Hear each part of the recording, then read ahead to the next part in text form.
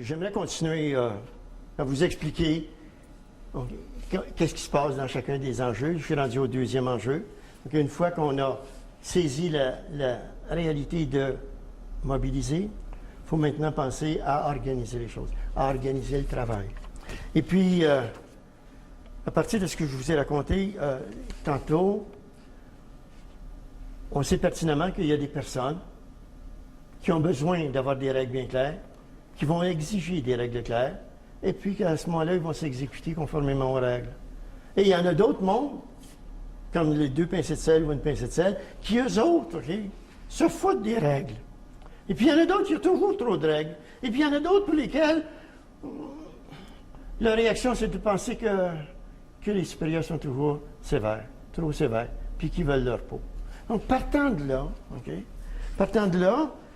le bloc ou l'enjeu organisé est divisé en deux rencontres collectives. Une première qui s'appelle la gestion efficace du quotidien. Et dans encore là, on utilise la même démarche. On a toujours comme toile de fond les dynamiques de la personnalité, mais les dynamiques de la personnalité appliquées à des activités quotidiennes. C'est pour ça qu'on traduit ça en attitude et en comportement. Okay? Donc, même si on parle des tendances de la personnalité, ce n'est pas l'essentiel de notre affaire, mais c'est plutôt l'application qu'on va utiliser qui va faire la différence, contrairement à d'autres modèles qui ont cours dans la vie aussi. Donc, la grande question que quelqu'un doit se poser, c'est à la lumière de tout ce que je sais que ça prend pour organiser. Puis qu'il y a toutes sortes de mondes aussi qui ne réagissent pas de la même manière. Est-ce que je suis capable de savoir quand est-ce qu'il y a trop de règles? Quand est-ce qu'il y en a juste assez? Donc, à partir du moment où on se pose la question est-ce qu'il y a trop de règles ou juste assez de règles, okay, on est obligé aussi d'associer ça avec le besoin d'autonomie de nos collaborateurs. Est-ce que je fournis l'autonomie que souhaitent avoir les gens qui sont autour de moi? Est-ce que je suis assez présent ou trop présent? Ou pas assez présent? Donc, parce qu'on a vu qu'il y a des styles d'influence, qu'on appelle des styles de leadership, qui sont aussi des styles laisser-faire ou des styles plus tendance socialisant, etc. Donc, c'est ce qui se passe dans cette 4e journée-là, dans le 2e enjeu. Et puis, on va se questionner sur nos pratiques du quotidien. Et puis, on va se poser des questions sur comment je laisse les autres interférer dans ma vie de tous les jours. Puis, est-ce qu'ils prennent plus? Est-ce que l'inattendu, est-ce que les urgences prennent plus de place que les choses qui sont planifiées?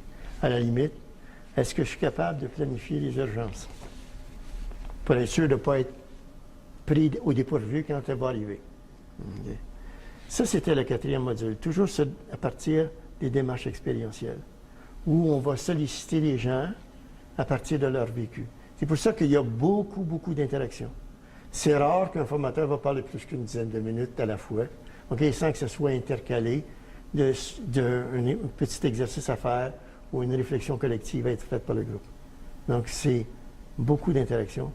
Parce que, dans le fond, il n'y a pas grande différence entre ceux qui ont écrit des livres et puis les gens dans leur vie de tous les jours. Ceux qui ont écrit des livres ont regardé ceux qui vivaient leur vie de tous les jours et ont essayé de mettre ça en commun. C'est juste ça. Maintenant, la 2e journée de formation collective, okay, porte sur la délégation et la responsabilisation. Et là, je vous dirais que je considère m'inscrire un petit peu différemment de ce qu'on entend quand on étudie ces thèmes-là. C'est que la délégation est basée essentiellement sur la confiance. Mais la grande question pour les gens en supervision et en gestion, la grande question en ce qui me concerne, c'est est-ce que je suis capable de faire confiance sans preuve? Ou est-ce que je vais me dire, comme on entend souvent, il va faire ses preuves et ensuite je lui ferai confiance? Mais c'est curieux, là, mais on ne fait pas ça dans la vie de tous les jours avec nos enfants. On fait confiance sans preuve. À titre d'illustration, je me promène dans un champ avec une petite bonne femme de 2 ans et demi, 3 ans. Je la tiens par la main. Et puis là, on arrive à un petit ruisseau. J'enjambe le ruisseau facilement Puis là, la petite, OK, elle est restée de l'autre côté. J'ai laissé la main, elle est restée de l'autre côté. Elle regarde le ruisseau, elle me regarde le ruisseau, elle me regarde. OK. Elle ne sait pas si elle est capable de sauter. Puis là, je lui tends la main, puis je dis, saute, tu es capable. Comment je peux dire ça? Elle ne l'a jamais fait. Mais je dis quand même, saute, tu es capable. Et elle s'exécute, elle arrive de l'autre côté. Elle est debout de l'autre côté du fossé, toute souriante. Tu comprends-tu? Elle regarde le fossé, elle me regarde. C'est comme si elle s'était dépassée, elle a fait des choses qu'elle ne pouvait même pas s'imaginer faire. Le rôle de quelqu'un qui est en gestion des opérations, et même en gestion d'une façon générale, c'est de faire confiance aux autres. La délégation repose sur la confiance. Donc, la grande question de l'ensemble de ce module-là, c'est jusqu'à quel point je suis capable de faire confiance et, à partir de là, comment je m'y prends pour responsabiliser les gens qui m'entourent. Comment je me prends pour les responsabiliser. Puis là, je vous dirais, ça va dépendre de leur tendance de personnalité. Ça va dépendre de comment ils sont. Mais la règle d'or, okay, la confiance. Et puis la confiance est mise en doute par les tendances de personnalité.